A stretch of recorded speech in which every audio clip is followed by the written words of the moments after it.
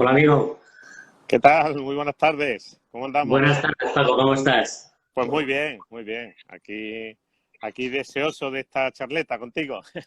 Pues muy bien, ¿Y tú qué oye, tal? encantado de hablar contigo una vez más. Y bueno, pues para los que estáis ahí en el otro lado, pues muchas gracias por estar de nuevo una tarde más en estos tostones que lanzamos a través de Instagram. Y bueno, hoy tenemos a Francisco Robles de Bodega Robles. Bodega Robles es una bodega que está en Montilla, en Córdoba. Es una de las bodegas más importantes que tenemos en la denominación de origen Montilla Moriles, pero también es una de las importantes que tenemos en Andalucía depende de qué sectores también en España. Así que, bueno, es un gran lujazo el contar con Paco, con Francisco esta tarde-noche con nosotros. Así que bienvenido, Paco, y muchas gracias. Nada, por favor, gracias a ti por invitarme a hacer estas catas, que bueno, te llevo siguiendo algún tiempo y la verdad que me quedo maravillado de la labor que estás desarrollando en aras del vino, sea de la parte que sea de nuestro país y bueno, siempre hay que agradecer el que personas como tú, profesionales como tú, pues nos instruyan, nos enseñen cómo está el vino actualmente y bueno, lo dicho, para mí un placer el recibiros en nuestros viñedos, en los viñedos de Bodega Robles. Quería que vierais, bueno, te lo enseño ¡Hala! rápidamente.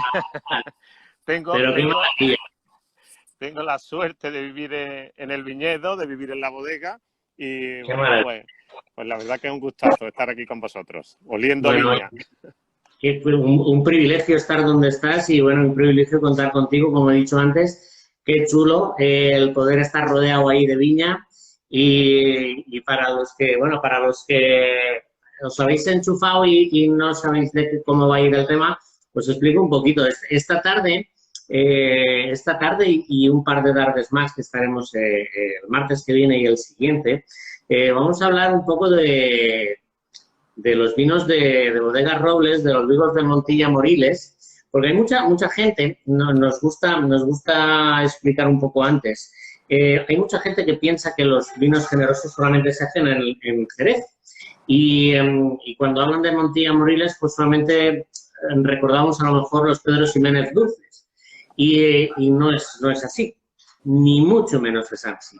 ¿Vale? Por eso esta primera tarde hemos decidido dedicarla a conocer los vinos generosos que se elaboran en Montilla Moriles, ¿no? Que bueno, que tienen notables diferencias con respecto a los vinos de Jerez. Pero bueno, yo creo que va a ser mucho mejor que Paco, que sea Paco quien nos explique un poquito a través de sus vinos, básicamente cuáles son las diferencias más notables y cuáles son los vinos generosos tradicionales que se elaboran en Montilla Moriles. Paco, por favor. Bueno, pues para los que no están viendo y no lo sepan, justamente yo contacto con Javier porque le leo un maravilloso artículo, creo que es en Vinetour, donde él Uh -huh. define perfectamente, sin entrar en valorar en nada subjetivo, sino objetividades, qué diferencia hay entre un vino generoso de Montilla y de Jerez, ¿no? Yo lo felicito porque es la primera vez que veo que alguien con tanta claridad es capaz de definirlo, ¿no? O sea, yo invito a todos que leáis su artículo y la verdad que, bueno, ya lo que tú escribes ahí, Javier, ya define perfectamente lo que es Montilla Moriles respecto a Jerez, lo que es Huelva o lo que es Málaga. Entrando ya en materia, a ver, un vino, a mí me gusta llamar los vinos generosos, ¿no? Yo creo que debiéramos de llamar a los vinos andaluces como vinos generosos porque, bueno, hay una definición en cada pliego de condiciones Ajá. donde realmente definen qué tipología de vinos debemos de hacer. Para mí los vinos generosos están divididos básicamente en lo que es un fino, un oloroso, un amontillado y un Pedro Jiménez. Para mí esos son los cuatro vinos realmente que definen a los vinos generosos. Bueno, algunos de vosotros estaréis pensando que, bueno, ¿y dónde está el palo cortado? ¿Y dónde está el crin? ¿Y dónde está el pelcrin?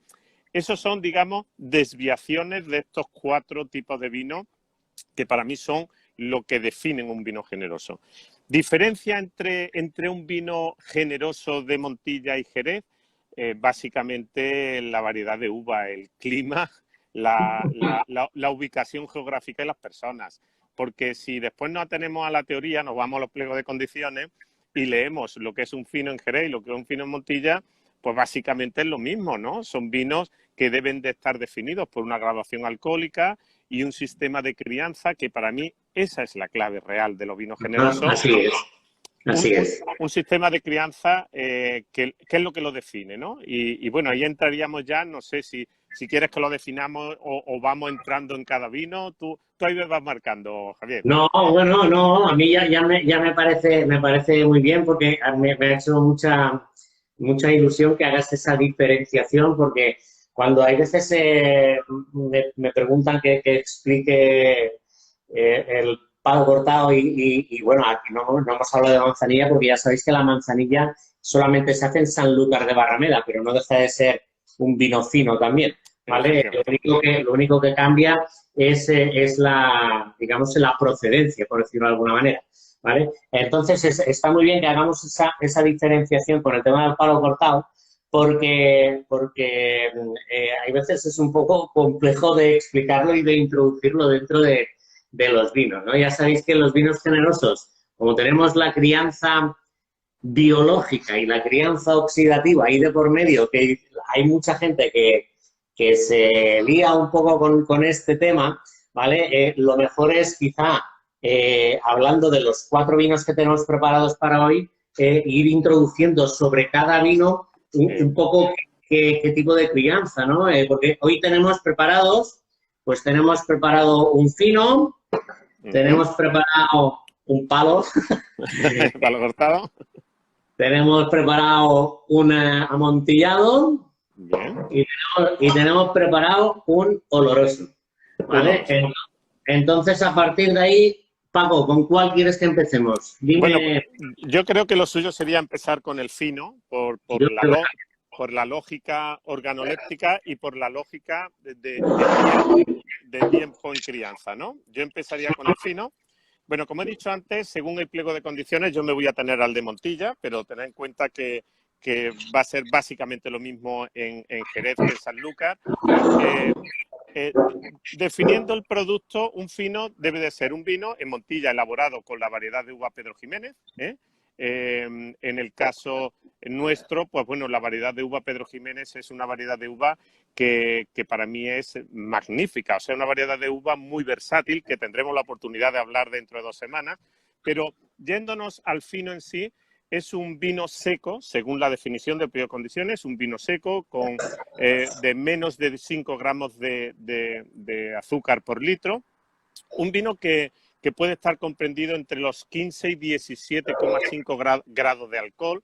Quiere decir que estos grados de alcohol pueden ser naturales, y ahí es otra de las características y las bondades de la uva Pedro Ximénez, que al ser un grado de alcohol natural, ya el vino nace con esa integración, ¿no? Yo creo que eso es también muy característico de Montilla y diferenciador de las otras zonas. La otra zona se necesita adicionar alcohol para llegar a esos 15 grados por la variedad de uva que utilizan, y en nuestro caso es natural. Y para mí lo más maravilloso de este vino es la crianza. O sea, tener una crianza biológica, tener una doble vida en las levaduras, que en primer lugar nos van a permitir una fermentación, y después hay otra serie de levaduras que se van a activar para generar esas crianzas bajo velo de flor. Esa es la definición de fino. O sea, para mí fino realmente es el vino que se elabora bajo crianza de velo de flor dinámica como mínimo 2 años. O sea, eso es lo que dice el pliego de condiciones. Entonces nos podemos encontrar finos con 2 años bajo velo de flor, con crianza de 3, de 4, pero siempre superior a 2 años en esas criaderas y soleras que son dinámicas, que yo creo que todo el mundo mentalmente las conoce. Y bueno, digamos que eso sería para mí lo característico de un vino desde el punto de vista teórico. Ahora, la práctica te la dejo a ti. Bueno, no, mira, yo fíjate que para mí los vinos finos me parecen unos vinos fresquísimos, me encanta esa acidez punzante que tienen, ese toque salino que te hace salivar y que te llena las papilas gustativas de sabor y que esa frescura que tiene, me parecen vinos maravillosos y claro, empezar con un vino fino me parece muy acertado porque durante mi estancia en la restauración, durante mi paso por la restauración, me encantaba ofrecer pues un fino para empezar una comida y como vino de aperitivo porque me parecía maravilloso, independientemente que después, como todos los vinos generosos, tenga la versatilidad, la enorme versatilidad que tienen los vinos generosos, ¿no? Pero bueno, ya el fino quizá me parece además un vino de acercamiento a los vinos generosos para quienes pues no son muy dados a tomar vinos generosos, quizás sea el vino más idóneo y más fácil de entender. Independientemente que el tema de la crianza biológica, que es mágica, como tú has dicho, sea un poco compleja de entender para ciertas personas, ¿no? Pero sí que me parece un vino maravilloso para iniciarse en el mundo de los géneros. Sí, obviamente el fino, digamos que de la complejidad de toda la gama de generosos que hemos estado hablando, es, digamos, como bien dice, el primer peldaño, ¿no? Ten en cuenta que hablamos de una complejidad, yo quiero que todo el mundo, porque todo el mundo conoce los tintos, todo el mundo sabe más o menos cómo se elabora un tinto, el tinto de crianza, reserva, pues para que haga un paralelismo, que es difícil, en la crianza de un vino fino, de un blanco, necesitamos que el barril contenga oxígeno. Necesitamos que ese barril esté aproximadamente, pues no sé, un quinto del barril vacío para que ese oxígeno haga que esas levaduras se desarrollen, se reproduzcan y creen un velo de flor sobre el vino, una capa de flor. O sea, en nuestros barriles el vino siempre está cubierto por esa levadura. ¿Por qué? Porque mirar qué color tiene el fino. O sea, si este fino lo saco de la bota, sale con este brillo y con este color. ¿Por qué no se oxida? Porque justamente es la levadura quien lo preserva de la oxidación.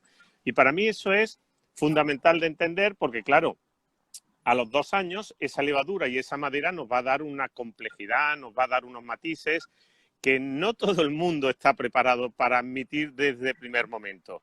Y ahí es donde hay que, bueno, trabajar mucho la levadura para que justo esa salinidad, ese amargor que tiene, ese flavor, pues sea agradable y no sea agresivo. O sea, yo creo que ahí es donde está la labor nosotros como bodegueros y como elaboradores para que este vino sea cercano y, como bien dices, sea un vino gastronómico y no se etiquete siempre en un vino de copeo o en un vino de tapeo, sino que haya la posibilidad de disfrutar un plato con estos vinos. Y tanto.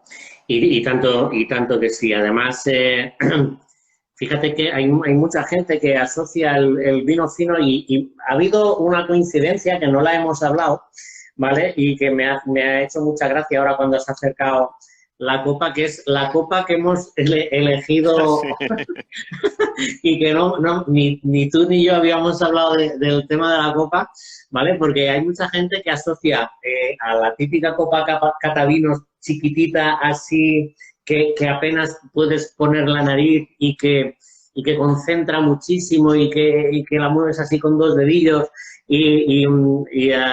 bueno, está más que demostrado que en una copa con un cáliz un poco más amplio y con una cierta abertura vamos a disfrutar muchísimo más de toda esa complejidad organoléptica y todos esos matices que nos guardan los vinos generosos, ¿no? Sí, sí, decirte que al final la copa donde normalmente se ha tomado los vinos generosos, que se le llama el catavino, catavino le hemos llamado aquí siempre, y como bien dice, estrecha la parte superior porque antes lo que se buscaba era la fuerza del alcohol, de esos acetaldehídos, esa glicerina, ¿no? Si tú cierras la copa arriba, obviamente lo más volátil, que son los acetaldehídos, es lo primero que va a salir.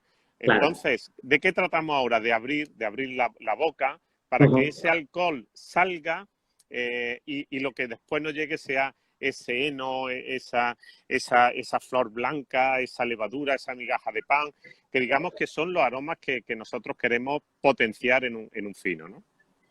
Bueno, qué maravilla, es una delicia. Mira que me había esperado porque cuando me llegaron las botellas estuve a punto de abrirlas todas. Y digo, vamos, voy a esperar. Y te has contenido, ¿no? Te has Me contenido. he contenido, me he contenido y bueno, pero de todas maneras creo que no les voy a dar demasiado tiempo, pero bueno, es también una de las cosas buenas que tienen los vinos generosos es que no como pasa en otros vinos, tener una botella en la nevera de casa para disfrutar de tanto en tanto de una copa, pues no va a perjudicar ni lo más mínimo al vino, ¿vale? Entonces, yo que soy partidario de que cuando se abra una botella pues se acabe. En el caso de los vinos generosos también podemos darle un poquito de margen que no nos va a pasar nada. Efectivamente, ten en cuenta que las características de los vinos generosos per se ya tienes la crianza y la oxidación. Obviamente, si las características fueran primarias de vinos jóvenes, pues cuando abres la botella lo más lógico es que mientras antes la consumamos, mejor porque pierde esas características primarias muy fácil, ¿no? Cuando hablamos de un vino que como mínimo tiene 2 años en crianza bajo velo de flor, ese vino ya está acostumbrado a mantenerse y a tener, bueno, a estar preservado de cualquier infección o foco o oxidación, ¿no? Si hablamos de un oloroso, de un amontillado que veremos ahora, justo la virtud son las oxidaciones de esos vinos. O sea, mucho menos se va a poner el vino malo porque lo tengamos mucho tiempo. Le va a afectar mucho más las altas temperaturas, fíjate, Sí. bueno, el que el producto... La alta me refiero a los cambios bruscos de temperatura. Sí. Que el que un producto esté a una temperatura ambiente, ¿no? Estoy completamente de acuerdo. Además, fíjate, me viene al pelo el hablar de la oxidación para seguir con uno de los siguientes vinos, ¿vale? Que tú me vas a decir a dónde quieres que nos vayamos. Bueno, yo creo que por esa lógica organoléptica y por esa lógica temporal del vino, nos debiéramos de ir al amontillado, ¿vale? El amontillado, que es un vino donde se ha jugado con la crianza biológica. O sea, un amontillado tenemos la obligación de ser o de que se envejezca como un fino durante 5 años mínimo. O sea, imagínate, 5 años mínimo más 3 años de oxidativa. O sea, este vino que tiene ante ti, como mínimo, por definición, debiera de tener 8 años. Entonces, características teóricas en papel, pues debe de ser un vino con una crianza mixta, quiere decir que el vino ha estado bajo velo de flor durante 5 años, pero después va a perder esa flor, bien sea provocada o bien sea por el paso del tiempo, y vamos a entrar en una crianza oxidativa. Como podéis ver, aquí está la oxidación del vino, pero mirad qué color rubí, qué color más brillante, cobrizo, rubí, cómo brilla. Para mí algo muy importante, la lágrima, mirad cómo esa lágrima, ¿veis cómo baja la glicerina? Esa lágrima es un indicativo del grado alcohólico que tiene. Hablamos de vino que por definición deben de estar como mínimo en 16 grados de alcohol, de 16 a 22. O sea, fijaros hasta qué punto un amontillado o un oloroso pues pueden conseguir esa potencia alcohólica con el paso de los años, con el paso del tiempo, ¿no? Entonces, bueno, ya podéis ver a la vista que esa fusión de la crianza biológica con la crianza oxidativa después nos va a definir perfectamente la característica organoléptica del vino. Y ahí, Javier, te dejo que tú seas quien valore organolépticamente este vino. Bueno, me encanta esos matices que tiene a bollo, a pan tostado. Me encanta esos pequeños así como reminiscencias a regaliz. Y hay una cosa que me gusta muchísimo que has comentado, ¿vale? Que es el tema del grado alcohólico, ¿vale? Porque todo el mundo ha oído hablar del tema del encabezado, ¿vale? De añadir alcohol al vino. Que os recuerdo, que ya creo que ya os lo comenté una vez, pero os recuerdo de que en realidad añadir el alcohol al vino no era más que otra cosa que mantener el vino, porque el alcohol es un conservante y entonces como hacían unos viajes larguísimos necesitaban que el vino estuviera conservado y por eso le añadían alcohol. Entonces, durante mucho tiempo los encabezados, no solamente en los vinos generosos andaluces, sino en otros lugares, por ejemplo en Portugal también se han encabezado los vinos con alcohol, se ha añadido alcohol vínico, pero no es el caso de Robles. Bueno, en nuestro caso, como te decía anteriormente, nosotros procuramos que toda nuestra gama de vinos generosos y sobre todo los ecológicos, que lo veremos la semana que viene, sean de una gradación a ser posible natural. ¿Por qué? Porque entendemos que si el alcohol de un vino es natural, está mucho mejor integrado que cuando hay una adición, cuando hay una alcoholización. Después, otro motivo para nosotros es que, bueno, como bien dices, el alcohol no ha sido sino un conservante, históricamente hablando, como una práctica no enológica, que lo era, pero era más una práctica para conservar un vino. Yo creo que hoy en día, en el siglo XXI, tenemos técnica y tenemos conocimiento como para hacer vinos generosos con unas graduaciones de alcohol naturales. O sea, a mí me encantaría poder hacer un amontillado con 14 grados, ¿eh? No te creas. Sí, porque se puede hacer, igual que un fino con 13 grados de alcohol natural. Se puede hacer. Hoy en día tenemos herramientas y tenemos conocimiento para conservar los vinos. ¿Qué pasa? Bueno, oye, si a mí la normativa me obliga a tener este grado alcohólico, pues buscaré siempre vinos con una graduación alta natural, uvas con una graduación alta natural para que estos vinos se acerquen lo máximo a esta graduación alcohólica de 16 grados. Y nuestro generoso, bueno, pues todo el mundo cuando los prueba nos dice, oye, pero si es que en vuestro vino el alcohol no está presente. Y para mí es una virtud del vino, porque efectivamente damos ese sabor y ese aroma a reducción, a levadura, pero el alcohol se queda atrás, ¿no? Y yo creo que eso es un logro de Bodegas Robles que lo acentúa mucho más con los vinos ecológicos. También es interesante el comentar eso, porque el comentar del tema del grado alcohólico, porque quizás sea uno de los motivos por los cuales no demasiada gente bebe vinos generosos, ¿vale? Pues precisamente por la cantidad de alcohol que tienen, ¿no? La gente está acostumbrada a los vinos tranquilos, ¿vale? Os recuerdo, los vinos tranquilos son los convencionales, para que nos entendamos, ¿vale?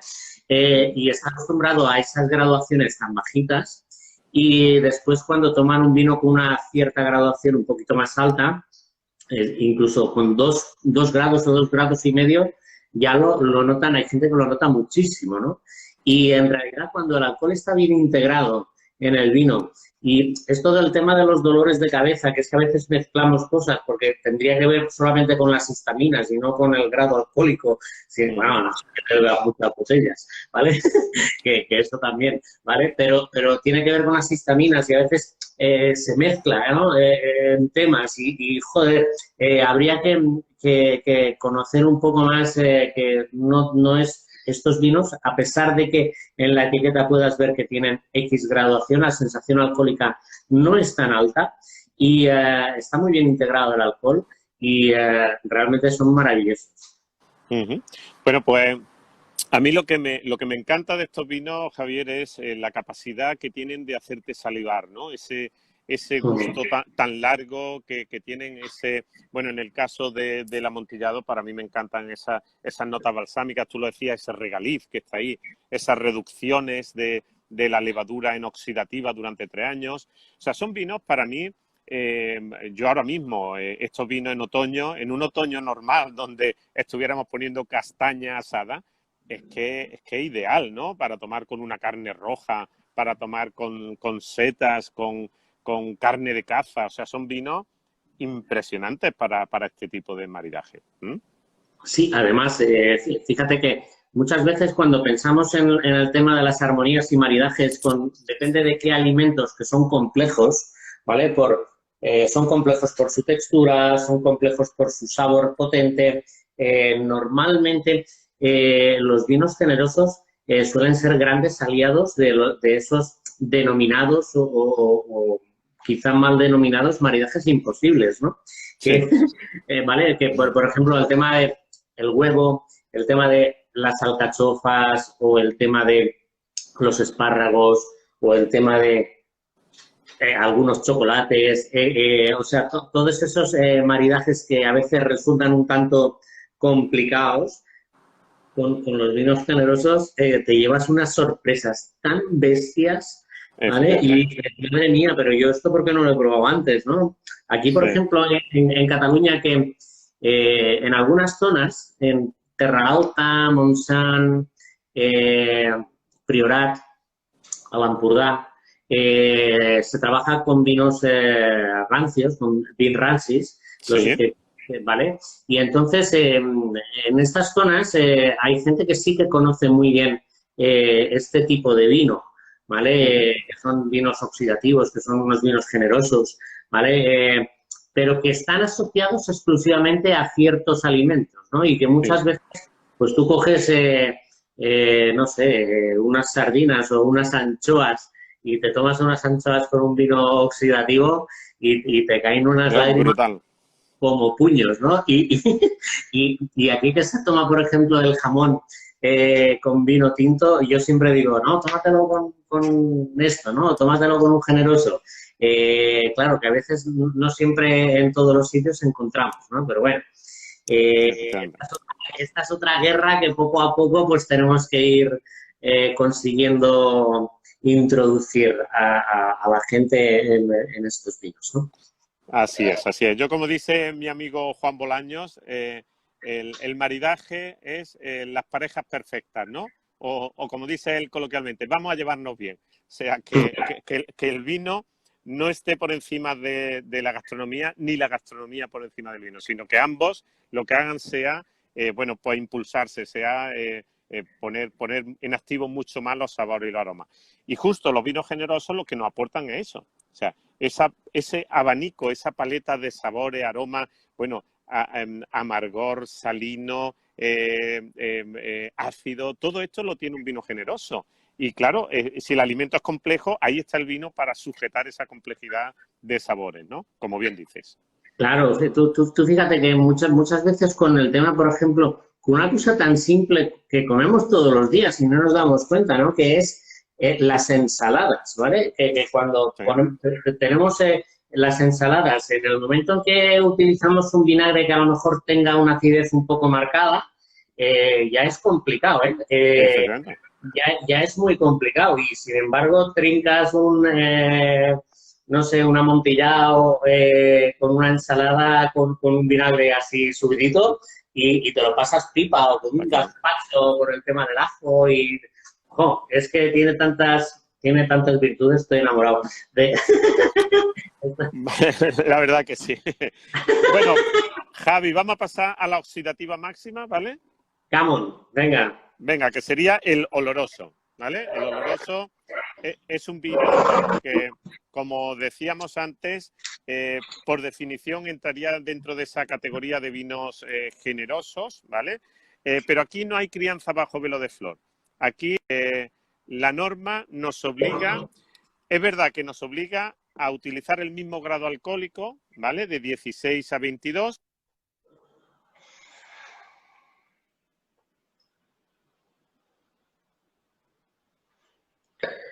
Bueno, que no cunda el pánico. Paco se nos ha quedado ahí encallado, ¿vale? Entonces, vamos a esperar unos segunditos de rigor y estoy seguro de que va a volver a enchufarse de nuevo, porque seguramente él también se habrá dado cuenta. No se ha dado cuenta, sino que ha salido, ¿vale? Yo voy a dejar cinto bonito que te ríes. Yo voy a intentar que sí que tiene buen color, Carlos, sí, es una maravilla. Tiene, tiene un color maravilloso. Eh, Ahora, cuando entre de nuevo Paco, pues Pues vamos a seguir. Paco. Ahora, Javi, la primera vez que me pasa, alguien ha intentado conectar, que si era yo, me dice Instagram. Sí, sí, Me ha bueno, pero echado yo de... he seguido y he seguido hablando como si no pasara nada. He dicho Muy bien. problemas del directo y unos cuantos amigos que, bueno, aprovecho ahora el inciso para saludar a toda la gente que tengo ahí, enormes amigos ahí. Y nos hemos quedado otra vez encallados. Se ha quedado de nuevo encallado. Mientras tanto, pues eso, Carlos, sí, es verdad, tiene un color maravilloso. Cinto, bueno, Enric de Corabín, buenas noches. Mi amiga Priscila, saludos a los amigos de México. Alex, un gran compañero con el cual he compartido muchas horas de sala desde México. Un abrazo, es Alex Palma. Bueno, a todos los que ven por ahí, Carlos. Ahora le das un saludo ahí enorme ahí abajo. Vamos a ver si se nos vuelve a conectar. Porque, claro, os recuerdo un poco, ¿eh? Él está en medio de la viña. Él está en medio de la viña y bueno, pues a veces las conexiones fallan un poco. Aunque hemos estado haciendo pruebas esta tarde, a veces es posible de que esto pueda fallar un poquito. De todas maneras, yo, mientras tanto, os voy a ir comentando un poco este oloroso, ¿vale? Como ha dicho él, no tiene crianza oxidativa, perdón, no tiene crianza biológica, solamente tiene crianza oxidativa. Y aquí ya nos encontramos con un vino con un cuerpo con mucha más crianza, con mucho más paso de tiempo en la barrica. Y esto hace que el vino sea muchísimo, pero muchísimo más complejo y tenga muchísima más expresión. Vamos a ver si tenemos suerte y podemos encontrar un momento adecuado para que Paco se enchufe. Lo está intentando, ¿eh? Lo está intentando, pero no sé qué es lo que ocurre con la conexión.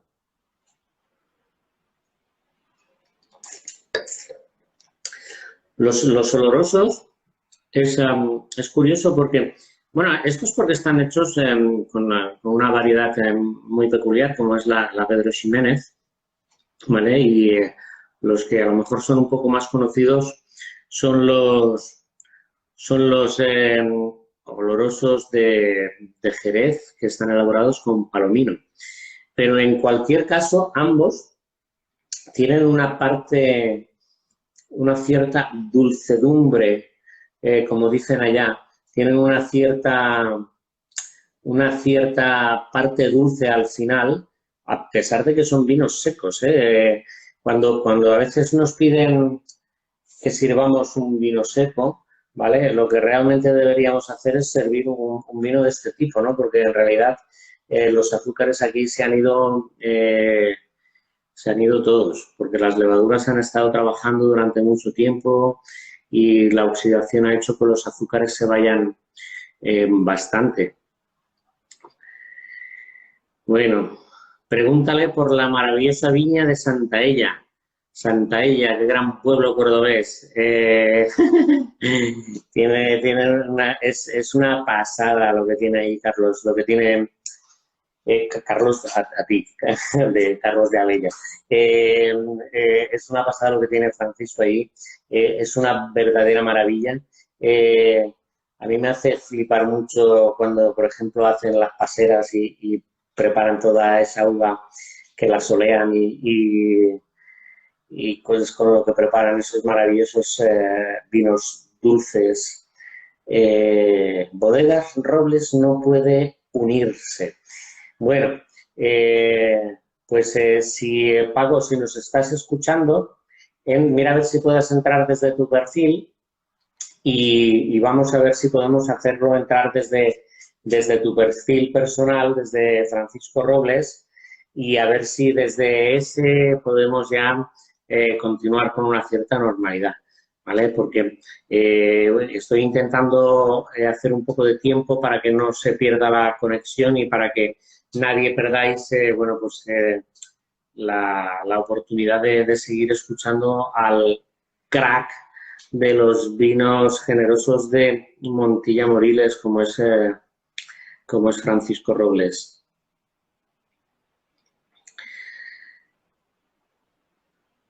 Bueno, parece que lo está intentando. Vamos a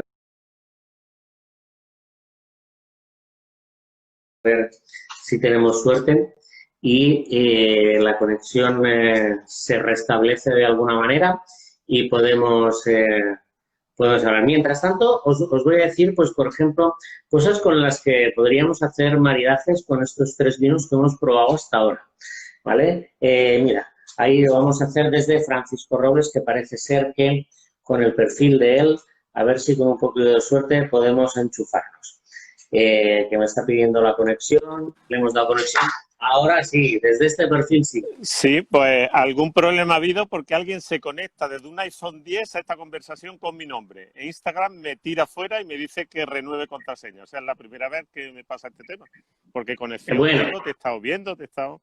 En fin, pues, cuestiones de ¿sabes seguridad qué estamos aquí. ¿Sabes qué quiere decir eso? Que cuando te salen imitadores es porque algo haces bien. Bueno, pues disculpa, estamos en el oloroso, ¿no? Sí. Ahí seguimos. He dado 2 pinceladas, pero por favor, ilústranos. Sí, bueno, a ver, el oloroso, como decía anteriormente, entra dentro de la línea de generosos de 19 perdón, de 16 a 22 grados, igual que el amontillado. Es un vino seco con menos de 5 gramos por litro de azúcar, esa es la definición, y una crianza oxidativa mínima 2 años. ¿Crianza oxidativa qué es? Pues una crianza dinámica, igual que la del fino, por solera y criadera, donde aquí, como decía antes, en el fino hay un velo de flor, aquí no existe ese velo de flor. Buscamos la oxidación inmediata.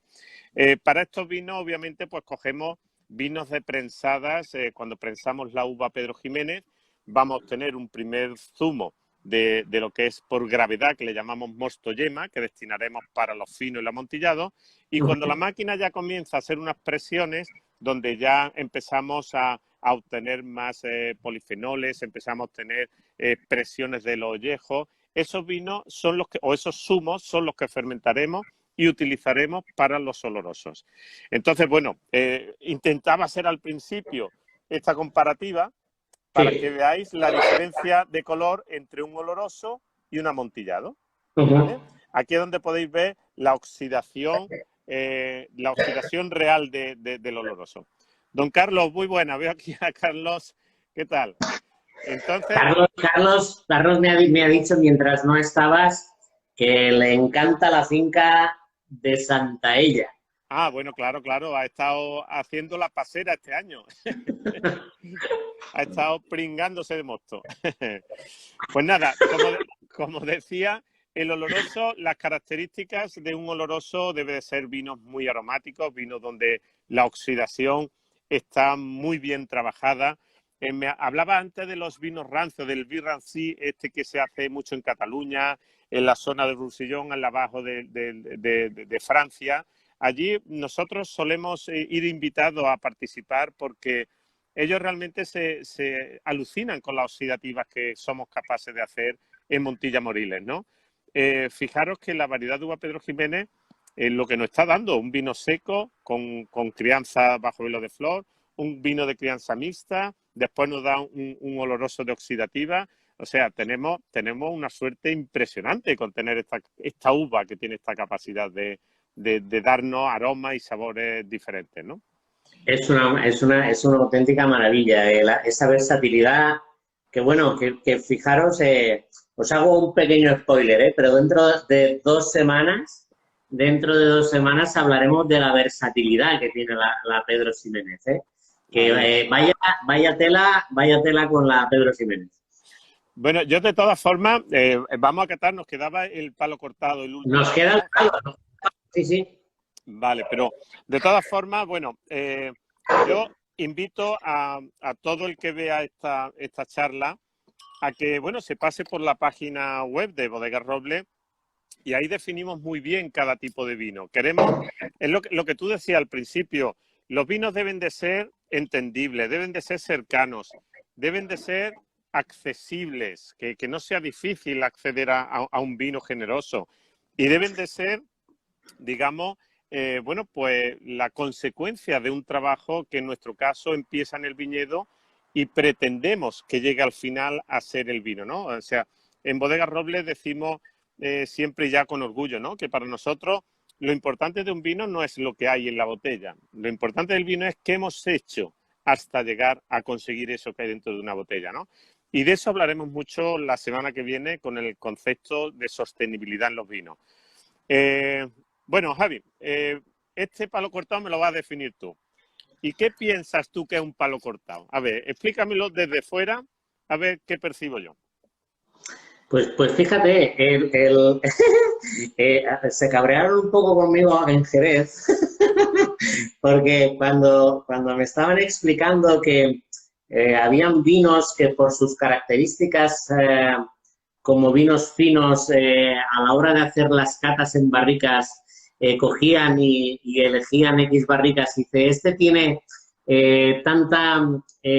tanta personalidad que lo que vamos a hacer es que vamos a hacer que sea un palo cortado, ¿no? O sea, y entonces, de un vino fino, ¿vale? Lo transformaban a través de un encabezamiento, ¿vale? Y lo transformaban en una crianza oxidativa y ahí nacía ese palo cortado, que por cierto, lo del palo cortado es porque está esa rayita que está pintada con tiza y que cuando cogían y dicen, esta es la barrica buena, cogían y hacían un palo que cortaba, ¿vale? Y por eso la marca del palo cortado, ¿eh?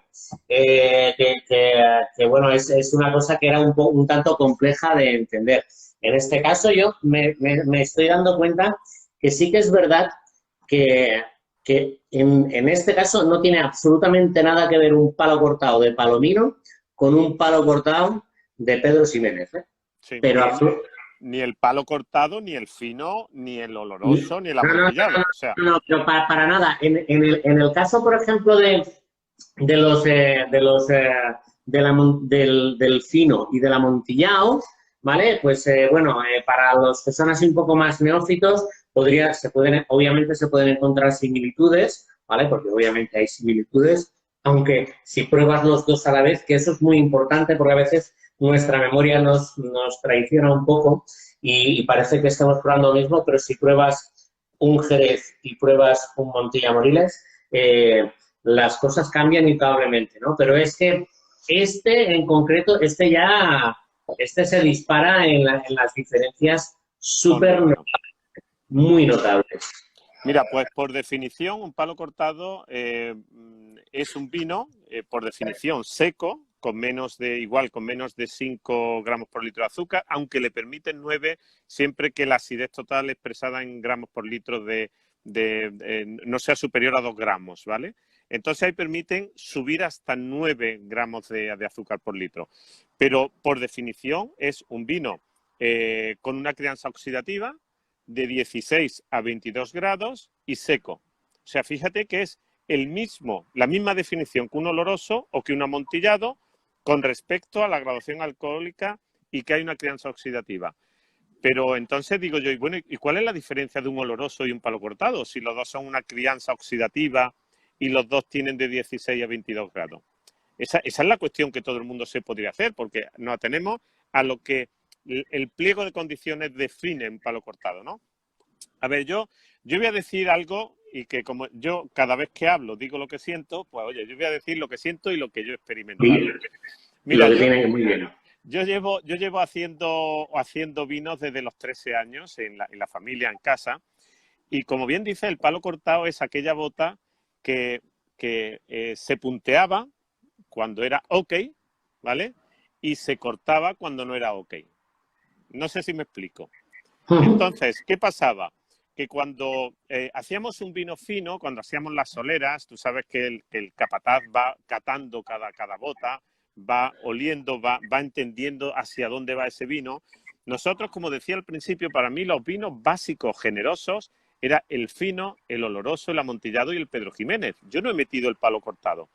Dije que el palo cortado era otro producto, como lo es el cream, el medium, el pale cream, o sea, esa serie de productos que después el mercado va creando o se crean a demanda del mercado. El palo cortado para mí no era ni más ni menos que cuando un vino cogía una línea de fino y no servía, se cortaba y se le daba otra utilidad. Cuando un vino no servía para un amontillado, se cortaba y se le daba otra utilidad. Y cuando un vino no servía para... ¿De dónde no lo puedes decir? Lo digo, cuando no servía para oloroso se le daba otra utilidad. Por eso te cabreaban conmigo. No. Ojo, ¿qué pasa?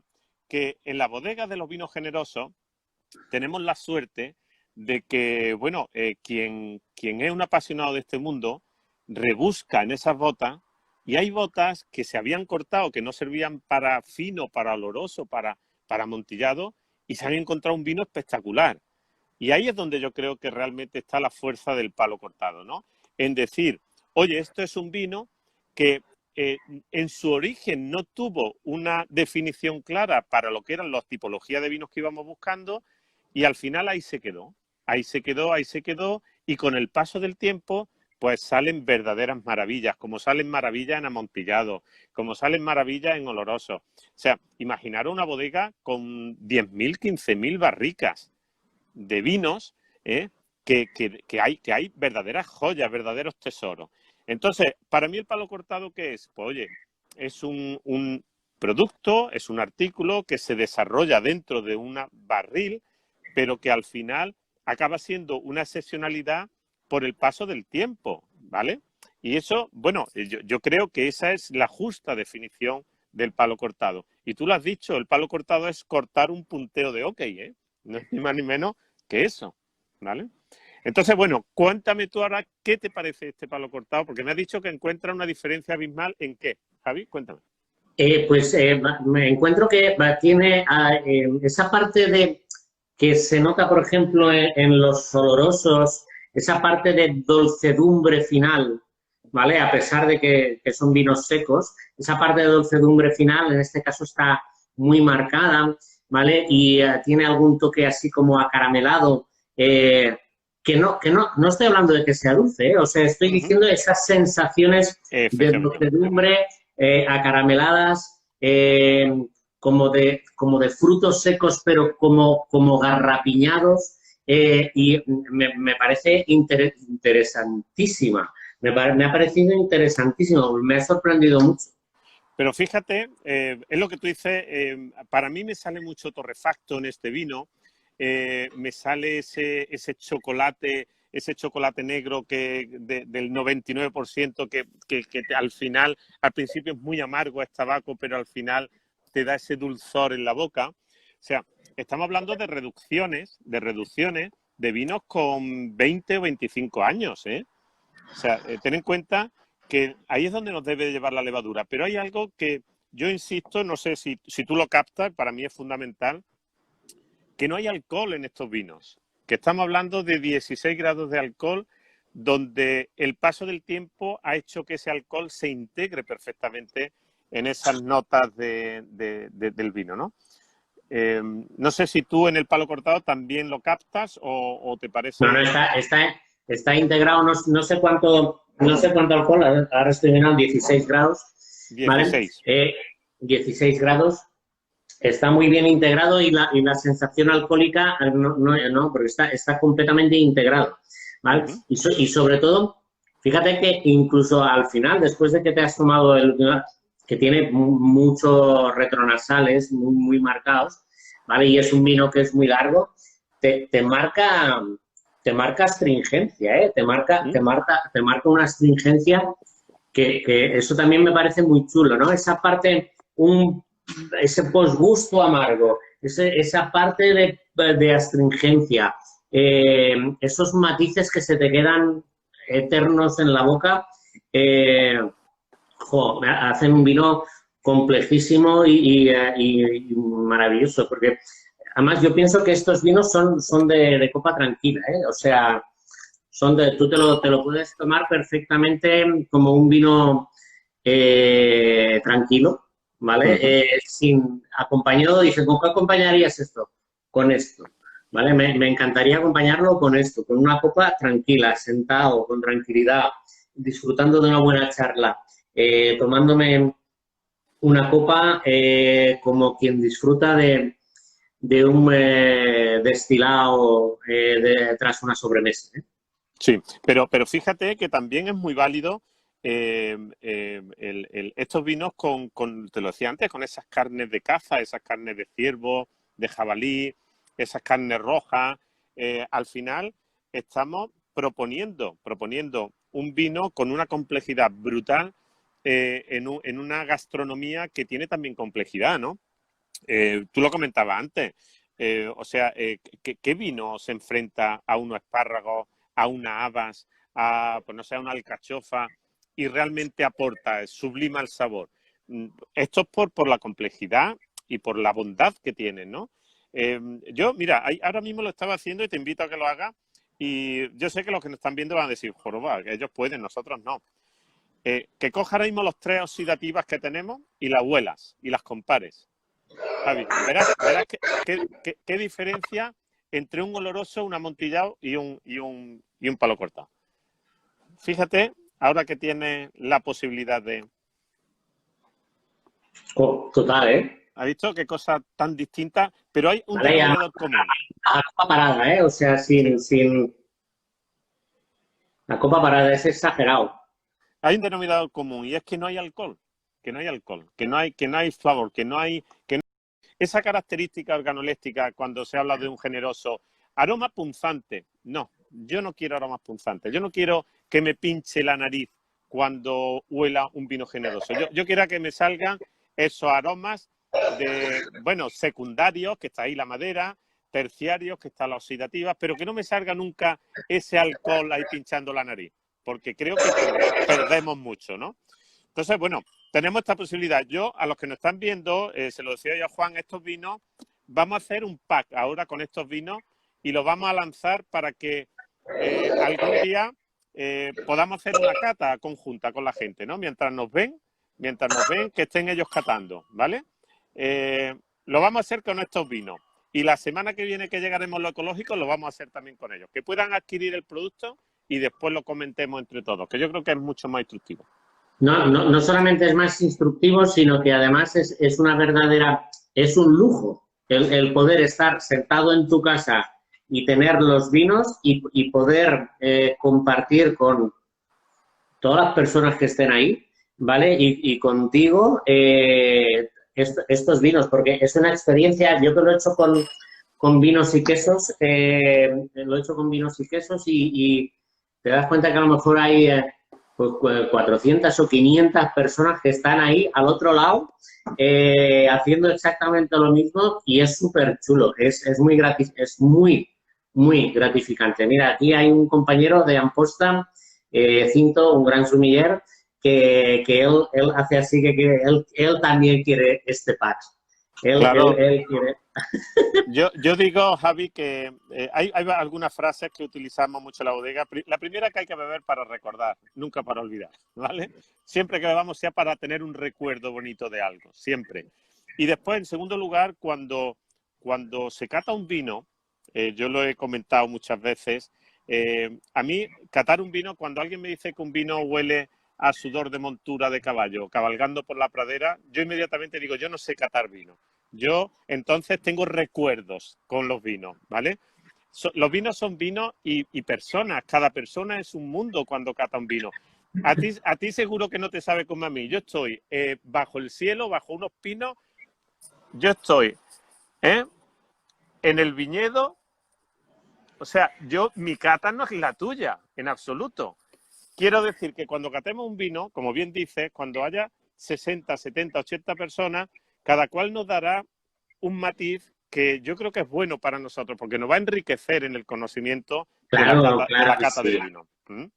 Claro que sí. Y además va a ser muy chula. Va a ser muy chula el que probéis, va a ser muy chulo y muy interesante y muy instructivo que probéis estos 4 generosos, digamos, clásicos, ¿vale? Que probemos estos géneros clásicos, pero también os hago el spoiler de la próxima semana, en la que vamos a hablar de los vinos ecológicos, ¿vale? Y vamos a hablar de un montón de cosas que son muy interesantes y que Bodega Robles ha trabajado durante muchísimo tiempo para conseguir lo que ha conseguido y que vais a flipar muchísimo con lo que nos van a contar con respecto a los vinos ecológicos y a ciertas diferencias que hay mucha gente que está ahí que parece que sepa lo que es, pero en realidad pues no se sabe y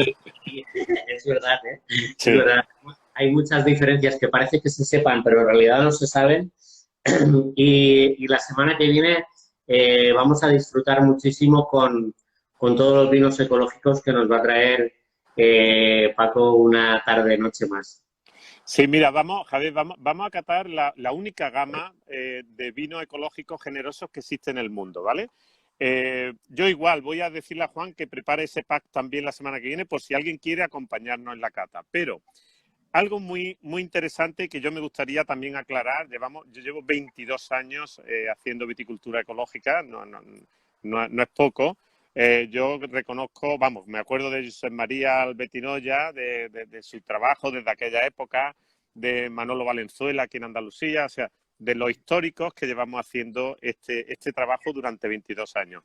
Yo quiero aclarar la semana que viene la diferencia entre un vino ecológico, biodinámico y natural. Porque, como bien dice, hay mucha confusión, pero es que hay confusión incluso con los vinos ecológicos, ¿no?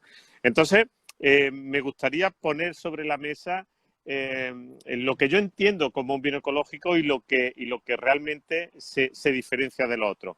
Creo que les va a gustar mucho, sobre todo a los profesionales, ¿no? Que después tienen que estar en sala explicando y dando una respuesta certera de lo que es un vino o lo que en la metodología de trabajo en el viñedo, ¿no? Pues así va a ser, así que os emplazamos a todos a que podamos vernos el próximo martes, también a las 8 de la tarde. Si no recuerdo mal es día 6, ¿vale? Porque el siguiente es 13, que es un gran número para ti, ¿vale? Sí. ¿Vale? Y entonces os emplazo a que el próximo martes a las 8 de la tarde estéis aquí como clavos, ¿vale? Y si es posible, pues ya con vuestro pack de vinos y disfrutaremos de este ratito con el grande de los grandes. Paco, muchísimas gracias. Pues nada, a vosotros brindo por la salud y brindo por el vino, que es lo que nos da vida. Salud. Salud. Bueno, y a todos los que estáis ahí, oye, muchas gracias. Venga, y nos vemos el martes, Paco. Gracias. Un abrazo. Venga, gracias a vosotros. Venga, chao. Chao.